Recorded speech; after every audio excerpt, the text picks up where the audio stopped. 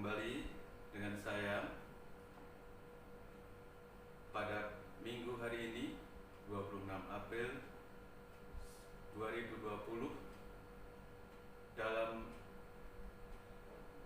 perenungan firman Tuhan pengembalaan GPSDI GUL Harapan Indah Bekasi. Saudara-saudara yang dikasihi oleh Tuhan Kristus, hari ini kita akan belajar mengenai mengingatkan Tuhan akan janji-janjinya.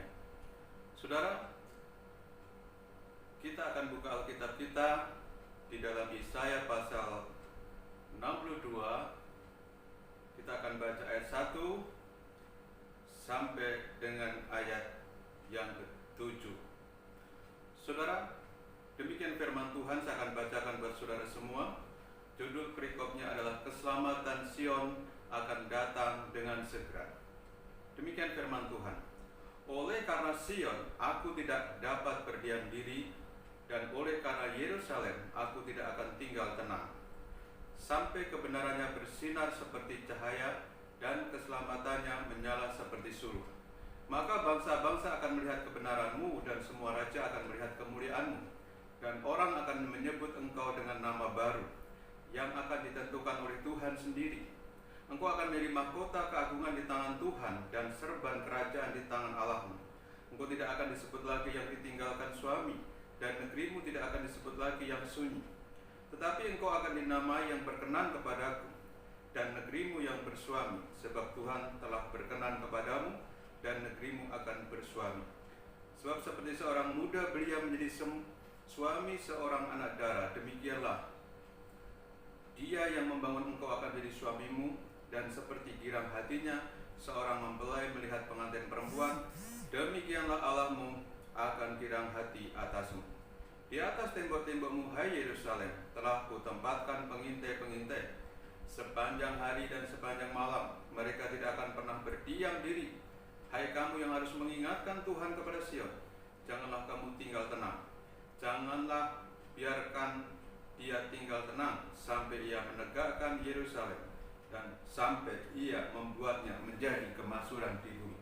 Saudara-saudara yang dikasihi oleh Tuhan Kristus, kalau kita belajar dan membaca firman Tuhan ini, maka saudara yang dikasihi oleh Tuhan Kristus, di sini kita melihat bahwa Yesaya sebagai hamba Tuhan, dia tidak akan berdiam diri dan tinggal tenang.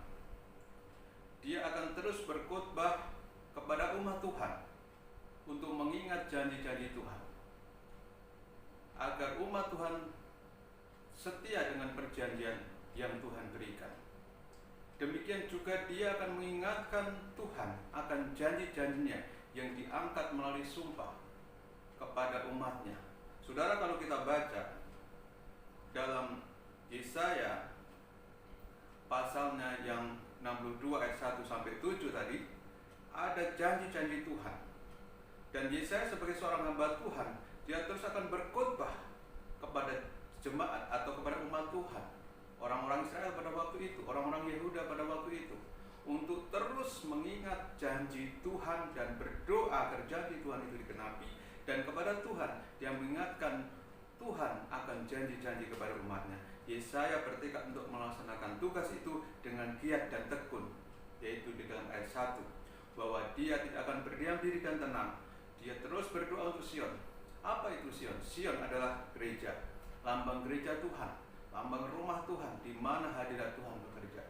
Sion secara pribadi adalah umat Tuhan, dan secara pribadi adalah diri kita. Karena firman Tuhan berkata, kita adalah bait Tuhan, rumah Tuhan, di mana Tuhan akan berdiam. Saudara yang dikasihi oleh Tuhan Kristus, Allah menunjuk kepada nabi-nabinya yang lain untuk terus menjalankan demi membesarkan hati umatnya, selama penangguhan pembebasan itu. Pada waktu itu orang Israel ada dalam pembuangan. Saudara, di sini diulang-ulang janji-janji Tuhan, perkara-perkara yang besar akan dilakukan Allah bagi jemaatnya, bagi orang-orang Israel pada waktu itu, dan bagi gereja Tuhan pada saat ini. Jemaat Kristen, ketika jemaat Kristen di dunia didirikan, Tuhan punya janji. Ayat yang kedua, jemaat akan menjadi terhormat di mata dunia. Ayat yang kedua. Ayat yang ketiga sampai 5, jemaat akan menjadi kesayangan Allah, berharga dan terhormat dalam pandangannya. Yang ketiga, jemaat akan menikmati kelimpahan yang dari Tuhan. Dan yang keempat, jemaat akan dibebaskan dari perbudakan dosa dan menjadi bangsa yang besar, secara khusus diakui dan disukai oleh kerajaan surga. Saudara yang dikasihi oleh Tuhan Kristus, kita melihat, saudaraku, bahwa keempat janji Tuhan tadi akan digenapi, dan itu yang dikhotbahkan oleh Yesaya, dan itu yang diusahakan oleh Yesaya. Di dalam perenungannya, Yesaya berkata, kita melihat ayat yang ke-6, saudara. Ayat yang ke-6, di atas tembok-tembokmu, hai Yerusalem, telah kutempatkan pengintai-pengintai. Ya. Sepanjang hari dan sepanjang malam mereka tidak akan pernah berdiam diri. Ya. Hai kamu yang harus mengingatkan Tuhan kepada Sion, janganlah kamu tinggal tenang. Saudara, ya, pengintai, apa itu pengintai-pengintai? Pengintai-pengintai yang harus mengingatkan janji Tuhan, mengingatkan Tuhan agar janji Tuhan digenapi di dalam diri orang percaya. Ya. Keempat janji Tuhan tadi, saudara, ya, bahwa itu harus digenapi, dan ketika itu mereka harus berdoa dan berdoa. Pengintai-pengintai adalah pendoa-pendoa syafaat. Di atas tembok Yerusalem, artinya pada waktu itu ada kota itu bertembok. Yerusalem kota bertembok dan ada menara-menara. Mereka naik ke menara dan mereka berdoa kepada Tuhan, ya, bahwa Tuhan, ingatlah akan janjimu, bahwa Engkau akan melepaskan umatmu, bahwa Engkau tidak akan meninggalkan umatmu, bahwa Engkau akan berikan kelimpahan kepada umatmu. Ingatlah Tuhan. Itulah pendoa-pendoa syafaat. Dia berdoa kepada Tuhan untuk mengingatkan janjinya Tuhan kepada umatnya digenapi, saudara. Dan dia berkata, dia tidak biarkan tinggal tenang. Tuhan senang ketika terus diingatkan. Tuhan tidak pernah lupakan janjinya, tetapi dia senang kalau ada anak-anak yang selalu mengingatkan janji-janji Tuhan dalam hidupnya. Saudara, pada saat-saat seperti sekarang ini, saudaraku, di mana masa pandemi, ya, virus, sehingga kita tidak bisa keluar rumah, sehingga kita tidak bisa beraktivitas lebih jauh lagi, saudaraku. Bahkan kita tidak bisa berbakti bersama-sama di gereja, ya. Akhirnya kita berbakti di rumah-rumah, berdoa di rumah-rumah, saudaraku. Tapi ingatlah akan janji Tuhan. Sebagai hamba Tuhan, saya selalu mengingatkan Tuhan. Tuhan, ingatlah akan umatmu bahwa Engkau sekali-kali tidak pernah meninggalkan mereka. Engkau sekali-kali tidak biarkan mereka. Engkau sekali tidak biarkan mereka jatuh dan tergeletak. Tuhan, Engkau adalah penyembuh. Ketika mereka sakit, Engkau yang sembuhkan. Engkau selalu beserta karena Engkau Allah Immanuel. Itu yang setiap saat seorang hamba Tuhan doakan untuk jemaatnya, doakan untuk saudara-saudaranya, doakan untuk sahabat-sahabatnya. Karena pendoa syafaat, pengintai itu fungsinya seperti sekretaris kepada direkturnya, saudaraku. Dia yang akan mengingatkan direkturnya, Bapak, hari ini Bapak ke kantor, Bapak harus tanda tangani proyek ini, Bapak tanda tangani tender ini, Bapak akan pergi keluar, ya, jam segini akan meninjau proyek yang sedang berjalan. Itu yang dilakukan oleh sekretaris. Bapak tanda tangan ini proposal. Nah, saudaraku, semua itu, saudaraku, membuat direktur itu senang karena dia diingatkan oleh sekretaris dan dia tidak akan lupa. Demikian juga kita mengingatkan Tuhan, bukan berarti Tuhan lupa, tapi Tuhan senang kalau ada orang-orang yang mendesak, ya, dirinya untuk menggenapi semua janji-janjinya, saudaraku. Ya. Di dalam Lukas pasal 18, saudaraku, di situ diceritakan ada seorang janda yang miskin, yang hina, saudaraku. Mungkin hak-haknya telah terhilang, ya. Mungkin kehidupannya terdesak, ya. Mungkin tanahnya diambil orang lain, sehingga dia tidak punya jalan keluar. Tidak ada yang membela karena mungkin dia miskin, ya. Saudara, orang kalau miskin jarang dibela oleh orang lain, saudaraku. Karena orang akan berkata tidak ada untungnya membela orang miskin. Tapi kalau orang kaya mungkin banyak yang membela, pengacara banyak yang membela, saudaraku. Kalau orang miskin cari pengacara susah, saudara. Tapi di sini seorang janda ini, saudaraku, dia datang kepada hakim di kota itu. Nah, hakim itu saudara yang dikasih oleh Tuhan Yesus Kristus, dia bukan hakim yang baik, dia hakim yang tidak takut kepada siapapun, bahkan kepada Allah sendiri. Dia tidak takut, saudara. Tapi si janda ini tidak punya pilihan, karena hak-haknya yang terambil dari hidupnya. Ya, dia diperlakukan mungkin tidak adil oleh orang lain, sehingga dia harus berlari kemana. Dia mungkin tidak punya saudara dekat atau orang yang bisa diandalkan. Saudaraku, dia tetap datang kepada hakim yang lalim ini. Lalim itu artinya lebih daripada jahat, saudara. Mungkin hakim ini orang yang suka menerima suap. Mungkin hakim ini memutuskan perkara dengan sewenang-wenang. Tetapi janda ini tidak punya pilihan. Dia datang kepada Tuhan. Dia datang kepada hakim itu, saudaraku. Ini sebuah perumpamaan dari Tuhan Yesus. Dia datang hari pertama, mungkin dia ditolak. Hari kedua dia ditolak, hari ketiga ditolak, dan seterusnya, dan seterusnya. Dan hakim ini berkata apa? Setelah terus-menerus, ya, si janda miskin ini datang mengganggu dirinya. Dia merasa sangat terganggu. Dia merasa kehidupannya tidak tenang. Sehingga dia berkata, baiklah, akan kukabulkan apa permintaannya, supaya aku tenang, tidak terganggu. Saudara, dan Tuhan berkata, camkanlah, ya, apa yang katakan hakim itu. Allah juga akan segera membenarkan orang-orang pilihannya yang berseru siang dan malam. Berseru siang dan malam artinya apa? Mendesak Tuhan, Tuhan tolong saya. Siang dan malam dia berdoa. Saudara, demikian juga saudara kasih kita orang percaya. Saudara, Yesaya berkata, aku tempatkan pengintai-pengintai, pendoa-pendoa syafaat di atas menara-menara tembok Yerusalem, untuk mengingatkan janji Tuhan akan Sion, akan Yerusalem, akan kesejahteraan kota Yerusalem. Saudaraku, ya, dia mengingatkan, dia mendesak Tuhan, Tuhan genapi janjimu, tolonglah umatmu. Ya, kalau ada teman yang sakit, Tuhan genapi, kalau penyembuh, sembuhkan. Saudaraku, sembuhkan teman-temanku, sembuhkan keluargaku. Ya, karena Engkau berjanji, Engkaulah Tuhan penyembuh, Engkaulah Tuhan tabibku.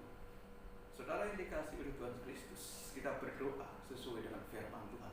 Kita berdoa sesuai janji Tuhan. Karena Pak, firman Tuhan ini berisi janji-janji Tuhan dan ribuan jumlahnya. Janji akan keselamatan, janji akan pemeliharaan, janji akan memberkati, janji akan menjadi kepala dan bukan ekor, akan naik dan bukan turun, janji akan menyertai sampai ke surga, dan janji banyak. Makanya Alkitab kita terdiri dari perjanjian lama dan perjanjian baru, karena di situ terisi janji-janji Tuhan, dan janji-janji Tuhan itu akan digenapi untuk gerejanya, untuk kita, untuk saya dan saudara. Dikala kita mengalami kekurangan, kita ingat bahwa Tuhan adalah Jehovah Jireh, Dia yang menyediakan. Dikala kita dalam peperangan, kita ingat Tuhan adalah Jehovah Nissi, Dialah panji-panji. Kalau kita melihat, saudaraku, ayat yang ke-10, berjalanlah melalui pintu gerbang, bersiaplah jalan bagi umat, bukalah jalan raya, singkirkanlah batu-batu, tegakkanlah panji-panji untuk bangsa-bangsa. Saudara, kita naikkan panji Tuhan, kita memuji Tuhan, kita angkat tangan, kita menyembah Tuhan, kita naikkan untuk bangsa-bangsa supaya datang kepada Tuhan. Kita naikkan untuk bangsa Indonesia supaya segera luput dari bencana wabah penyakit virus corona. Kita angkat tangan, Tuhan tolong bangsa ini. Saudaraku, kalau Indonesia masih banyak orang yang berdoa syafaat, ya, orang-orang yang mengingatkan akan janji Tuhan, saya percaya, saudaraku, bangsa ini, negeri ini, gereja ini, umat Tuhan, ya, bahkan keluarga kita pasti akan terpelihara. Jangan sampai berdiam diri, jangan tinggal tenang, saudara kasih. Jangan kita sibuk dengan perkara-perkara biasa yang hari-hari kita sudah lakukan, cari duit, bekerja, saudaraku, itu penting. Tetapi sudah ada yang lebih penting, saudaraku. Kita berhenti sejenak, kita merenungkan firman Tuhan, kita ingatkan Tuhan, Tuhan genapi janjimu atas umatmu, genapi janjimu atas negeri kami, genapi janjimu atas gerejamu, genapi firman-Mu Tuhan atas keluarga kami, bahwa Engkau menyertai kami, Engkau tidak pernah mempermalukan kami, Engkau tidak akan pernah membiarkan kami. Saudara-saudara yang dikasihi oleh Tuhan Kristus, Yesaya berkata, jangan berdiam diri siang dan malam, jangan tinggal tenang, jangan biarkan dia tenang. Artinya apa? Tuhan terus sibuk untuk selalu menolong. Tuhan tidak pernah lelah dan tertidur. Saudara yang dikasihi oleh Tuhan Yesus Kristus, Dia tidak pernah terlelap dan tidur, menjaga Israel, menjaga gereja Tuhan, menjaga kita, tidak pernah terlelap dan tidur. Kapan saja, bahkan Tuhan berdoa semalaman. Ya, Yesus berdoa semalam, Dia kasih contoh kepada kita. Yesus bangun pagi hari, ya, Dia berdoa. Siang malam Dia selalu berdoa, bukan berarti Dia bekerja. Siang hari kita ada waktu untuk Tuhan, dan waktu untuk membaca janji Tuhan. Saudaraku, kalau kita lihat, saudaraku, kita melihat, saudara, ayat yang kelima, sebab seperti seorang muda belia menjadi suami seorang anak darah, demikianlah Dia yang membangun engkau menjadi suamimu, dan seperti girang hatinya seorang mempelai melihat pengantin perempuan, demikian Allahmu akan girang hati, ya, atasmu. Ini artinya apa? Seorang muda belia menikah dengan seorang anak darah, artinya apa? Mereka menggebu-gebu, mereka penuh kerinduan, penuh cinta, saudara kasih. Demikianlah Tuhan kepada kita, dan seharusnya kita dengan Tuhan. Ya, kita ibadah, kita berdoa, kita baca firman, renungkan firman, mengingatkan janji Tuhan. Jangan disuruh-suruh, jangan seperti kerbau yang didorong-dorong. Tetapi kita harus, yang seharusnya adalah agar kita, saudara kasih, agar kita penuh kerinduan, datang dari hasrat dan kerinduan kita yang paling dalam. Aku ingin mengenal Tuhan lagi, lebih dalam lagi, mengenal janji Tuhan, mau mengingatkan Tuhan. Tuhan, genapi firman-Mu atas negeriku, atas bangsaku, atas keluargaku. Saudara yang dikasihi oleh Tuhan Kristus, kalau kita terus, saudara, mengingatkan janji Tuhan, saya percaya Tuhan di sana senang. Tuhan di surga senang, dan Dia melihat kita bahwa kita setia kepada janjinya, dan Tuhan pun setia kepada kita. Saudaraku yang dikasihi oleh Tuhan Yesus Kristus, kita akan menjadi berkenan kepada Tuhan, kita akan menjadi mahkota keagungan Tuhan, kita akan menjadi serban kerajaan surga. Artinya apa? Kita akan dihormati, dimuliakan, kita menjadi kemuliaan Tuhan itu sendiri. Dan pada saat Yesus datang kedua kali, kita akan bersama-sama berjalan bersama Dia. Kalau kita baca ayat yang ke-11 sampai ayat yang ke-12, sebab inilah yang telah diperdengarkan Tuhan sampai ke ujung bumi, sampai ke negeri berpulau-pulau seperti kita di Indonesia. Katakanlah kepada putri Sion, sesungguhnya keselamatanmu datang, sesungguhnya mereka yang diupah jerih payahnya ada bersama-sama Dia, dan mereka yang diperolehnya berjalan di hadapannya. Orang akan menyebutkan mereka bangsa kudus, orang-orang tebusan Tuhan, dan engkau akan disebut yang dicari, kota yang tidak ditinggalkan. Kita tidak ditinggalkan lagi, kita diterima, kita menjadi berkenan, saudaraku. Kita menjadi berkenan kepada Tuhan. Kita tidak ditinggalkan, tidak dibiarkan. Kenapa, saudaraku? Karena kita umat tebusan Tuhan.